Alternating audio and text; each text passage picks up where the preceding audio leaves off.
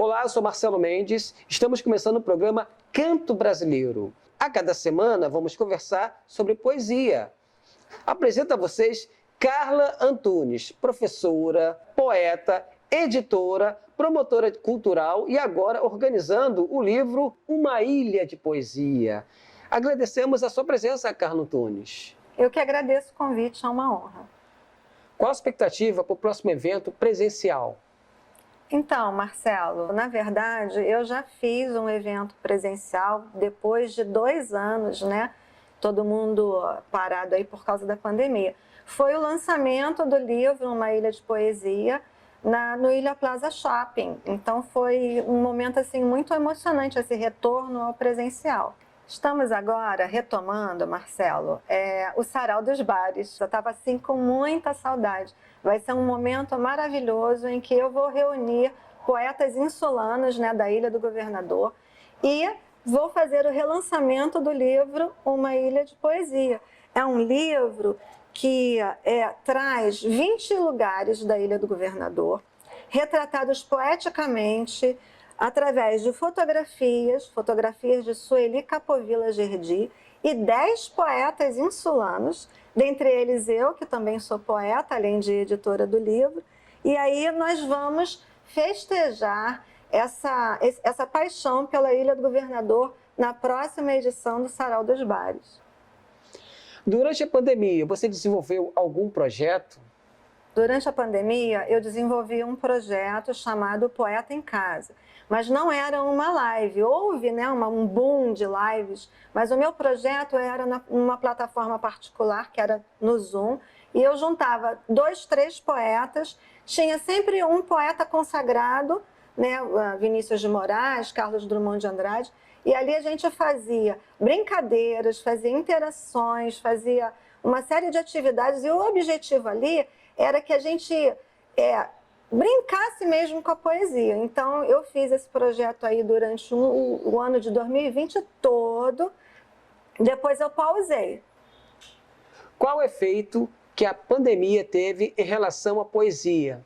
Nossa, Marcela, eu acho que teve um grande efeito, na verdade, sabe? Porque as pessoas, elas se descobriram poetas durante a pandemia. Pessoas que não tinham tempo, puderam desenvolver esse lado. E aí uma sucessão de lives, as pessoas passaram a ser produtores culturais também, né? E aí a poesia, eu acho que se expandiu muito, a gente pôde fazer vários contatos e coisas que não aconteciam antes passaram a acontecer, como, por exemplo, você ter contato com poetas de outros estados. Então, houve uma grande interação, realmente. Eu não sei como é que isso vai, qual a consequência disso agora que a gente está voltando nesse momento físico, né? Como você define a sua poesia?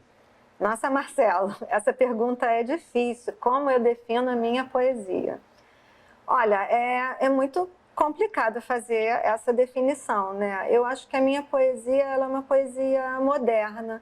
Ela não se prende ao clássico, ela é uma poesia muito sonora, porque eu gosto muito de rimas, eu gosto muito do trocadilho, das rimas internas, né?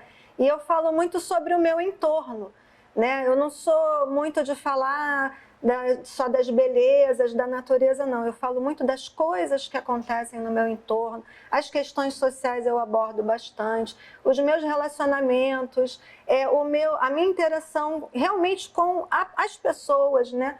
Então, é uma poesia que ela capta as coisas que estão acontecendo. Às vezes coisas prosaicas, às vezes uma nuvem, o recorte de uma janela, uma luz, uma pergunta, um cheiro. Isso tudo suscita a poesia, né? E os acontecimentos que a gente tem vivido, como, por exemplo, a pandemia, né?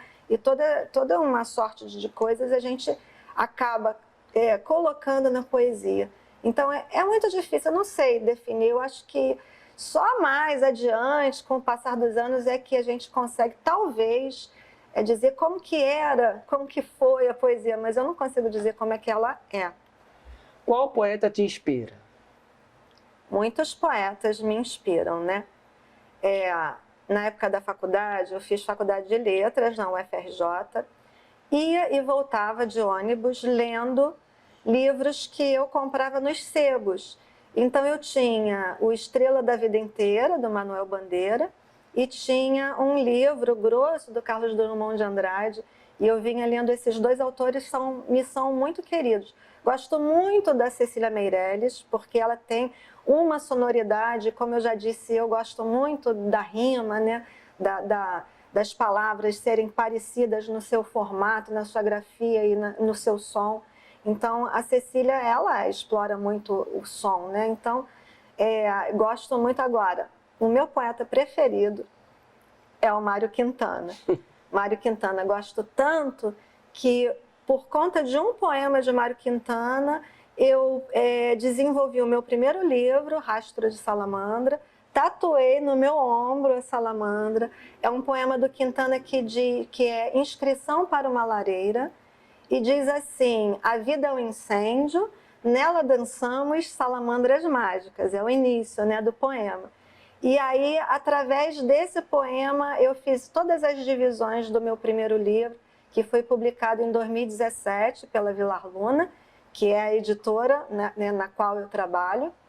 E aí, eu realmente, esse poema tocou a minha alma, é o meu poeta preferido, e eu acho realmente que somos salamandras, porque nós passamos por tanta coisa na vida, perdas, desemprego, projetos não realizados, até falecimentos, e a gente acaba passando por isso e sobrevivendo.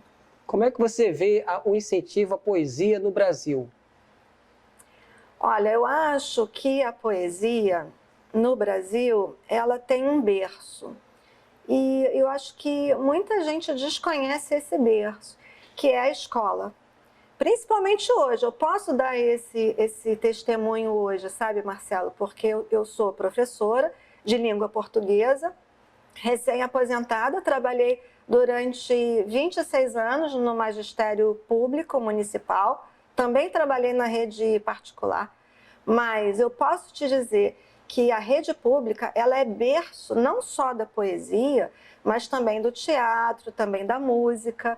Na escola, a gente faz muita coisa legal e os talentos afloram. Então, eu como professora de português, né, falando um pouquinho mais da minha área, eu desenvolvi vários festivais de poesia, vários cafés literários. Eu trabalhei 8 anos no PEJA, que é o Projeto de Jovens e Adultos, né?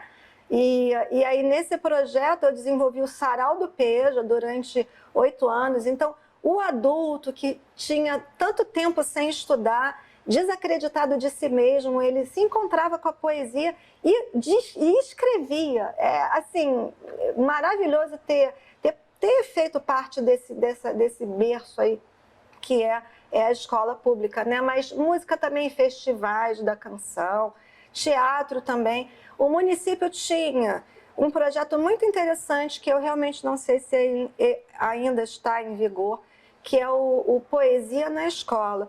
Era um concurso de poesia para alunos e profissionais, né? Para professores, funcionários. Eu mesma participei de vários concursos e tenho poemas publicados em várias edições.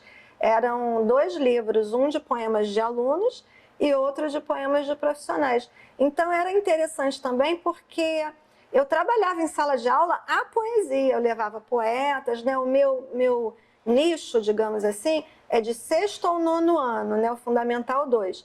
Então, eu levava muitos poetas e aí trabalhava poesia em sala de aula, e aí os alunos produziam os poemas e muitos se descobriam, muitos não, né? Mas alguns, eu vou dizer, a gente tem talentos natos ali na escola, sabe? E a escola é o grande descobridor desses talentos.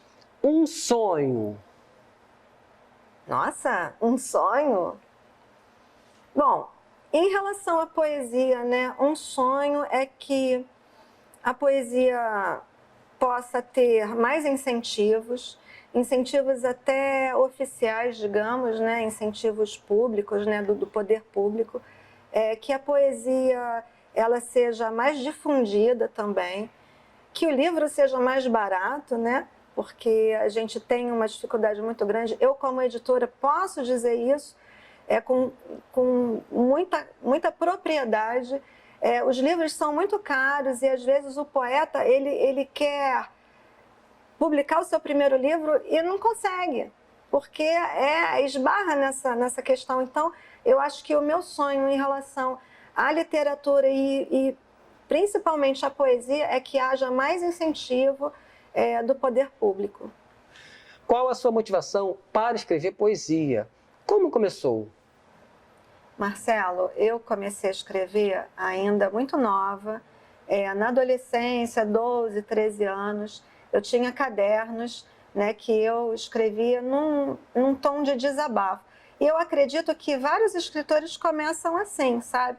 Depois, conforme eu fui crescendo, fui aprimorando essa escrita, sempre nesse tom de desabafo mesmo, né? De colocar no papel os sentimentos.